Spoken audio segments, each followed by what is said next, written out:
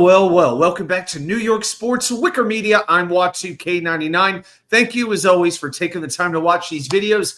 We are here to make our picks, our confidence picks, for Week 15 of the NFL season. Just 4 weeks left to go in the regular season. So what we do every week, we pick every game on the NFL schedule from 16 points, the game we got the most confidence in, down to 1 point, the game we got the least confidence in. And we don't pick against the spread. We pick winners. All right, so we're going to make our picks in 1 second. But before we start that, well, we hold ourselves accountable on this channel. So we got to take a look how we did Week 14. There were 13 games, and I thought it was going to be a pretty difficult week to make those picks. Did pretty well. Went 9-4, 76 points for the week. For the season, we have 132 wins, 76 losses, a total of 1,186 points. What does that mean? We are now in the 85.7 percentile of all players on the ESPN website, up a little bit, up 0.6%. From the previous week. So climbing a little bit, climbing up a little bit. I think my goal for the year is to get to the 90% mark, which is going to take, the later you get, the harder it is to gain ground on some of these players. So sometimes you just got to get a little fortunate. And, if there's an upset, you got to look for it. All right, let's get into this week's game. 16 to pick. Let's start with the game, of course, that I got the most confidence in. And like many people, it's going to be the Baltimore Ravens at the New York Football Giants. A 14.5-point spread. Oh, dear gosh. So last week, Baltimore, who, of course, I'm taking, they had their bye week, and they are also coming off a loss to Philadelphia. You think they're ready to get back on the gridiron? Meanwhile, the Giants find yet another new and creative way to lose a football game with the field goal block at home against the Saints. You got Tommy DeVito returning to the starting lineup at quarterback for the Giants. The Giants are averaging just 10 points a game at home. That's it, and they haven't won a game at home yet. I think going against DeVito, all of a sudden that horrid, and I mean horrid, Ravens passing defense has some life. As for the Giants, their defense is beat up. No Dexter Lawrence. They were already allowing 141 rushing yards against per game. Lamar Jackson, Derrick Henry, they're going to roll over. This may be uglier than when these franchises played in the Super Bowl a quarter century ago. So give me the Ravens, best bet, 16 points. My number 15 game, the Kansas City Chiefs at the Cleveland Browns.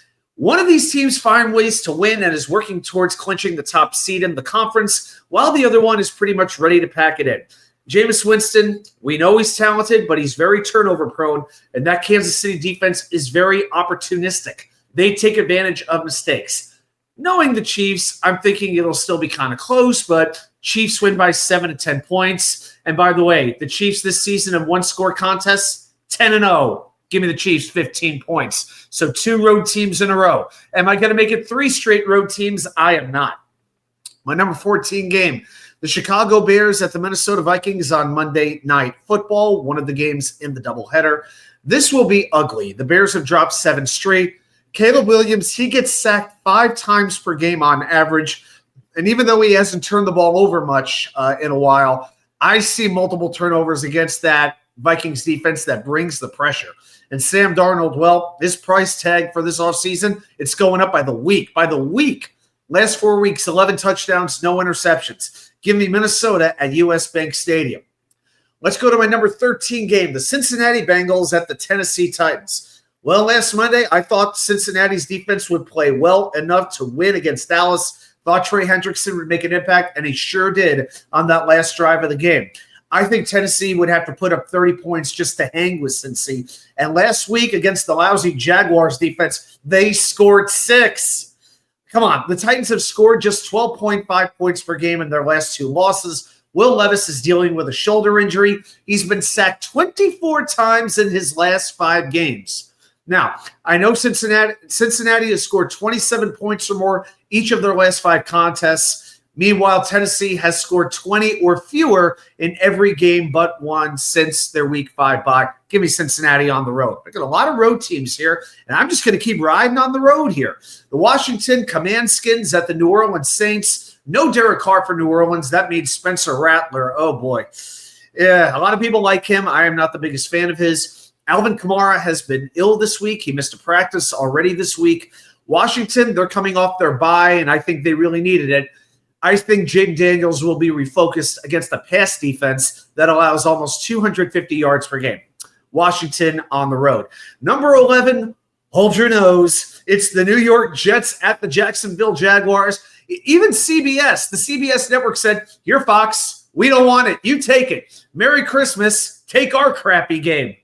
But for real, it's Aaron Rodgers against a horrible pass defense. Rodgers, Devontae, Garrett, they looked really good last week. I think they do it again on the road in Florida for the second straight week. I think the Jets are going to put up 30 points. I really do. And, of course, some Jet fans will, of course, complain they hurt their draft position. The one thing with the Jets, they do need to contain Tank Bigsby in the running game, who's averaging 5 yards per carry. But the Jets did allow just 44 total rushing yards to Miami last week. I'm taking the Jets with my number 11 pick. Didn't think I would, but I am. Number 10, this is a big game for AFC wildcard standings. The Indianapolis Colts at the Denver Broncos. Both teams coming off their bye. The key to me is the Denver defense going up against a shaky Anthony Richardson, who completes less than half his passes on the road. Also, the Denver run defense is top 6, which can neutralize Jonathan Taylor. Give me Denver at Mile High Stadium. Number 9, the other Monday night game, the Atlanta Falcons at the Las Vegas Raiders. Tough game to get a feel for here at first. But Kirk Cousins, he's been off his game for the last month. No touchdowns, 8 interceptions in his last 4 games. But the Raiders have just 8 takeaways all year on defense. That is tied for last. Aiden O'Connell may be out for the Raiders with a bone bruise, so it could be Desmond Ridder, who I'm sorry, just should not be playing in the NFL. Last year when he was with Atlanta, he threw 12 interceptions and lost 7 of 12 fumbles. This year, in 4 appearances, he's lost 2 of 3 fumbles. I'd rather have Zach Wilson over Desmond Ridder, to be honest with you.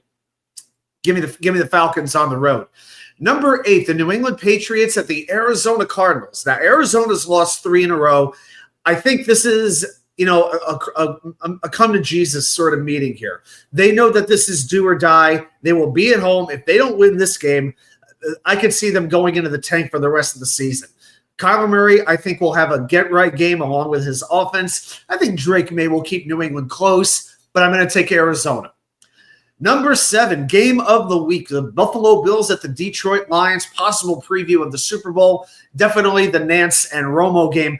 So think about it. You've got 2 MVP caliber quarterbacks. You've got 2 defenses that are both good but have warts. Detroit, to me, has the more potent running game. They're averaging 25 rushing yards per game more than Buffalo is, and they're at home.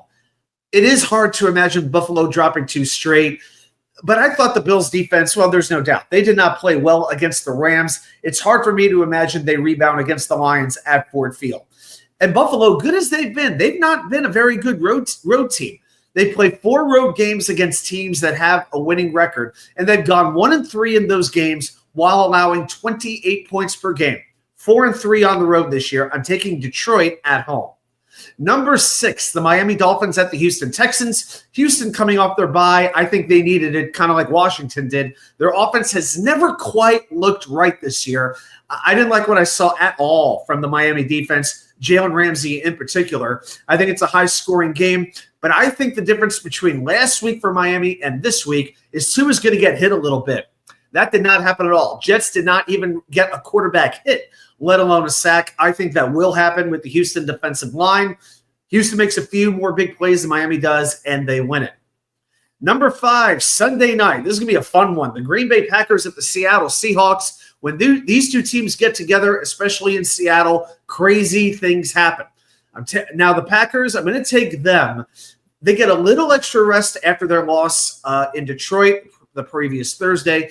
Seattle, they've been playing better defense, but this is going to be a lot to stop. They have not done a very good job stopping the run this year. Now they're going against the 3rd leading rusher in the NFL in Josh Jacobs. So he's 3rd behind Henry and Barkley. He's got 7 touchdowns in the Packers' last 3 games. Now, granted, on the Packers' end, their defense is allowing over 220 passing yards per game.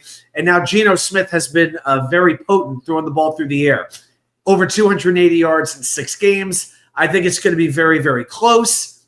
I'm going to say Jordan Love just does a little bit better than Geno Smith. Give me the Packers with my number 5 pick. And on to number 4, this is the Battle of Pennsylvania. The Pittsburgh Steelers at the Philadelphia Eagles. Pittsburgh has not won in Philadelphia since October 24th, 1965. It has been almost 60 years. The number one song in the United States on that day was Yesterday by the Beatles. Since then, Pittsburgh is 0-10 on the east side of Pennsylvania. But back to today. It's going to be a very physical game. I've got to take Philly. Despite the internal bickering, they've won 9 in a row. I think they'll run the ball better than Pittsburgh will. Saquon Barkley is on pace for 2,122 yards, which would be an all-time record. And I think the Philly defense will do enough to disrupt Russell Wilson, who is missing his biggest weapon in George Pickens. So give me Philly at home. Number 3, the Thursday night game. By the time you're watching this, the game is probably in progress or it's already done. Enormous division game for both teams. I think the loser of this game is about done.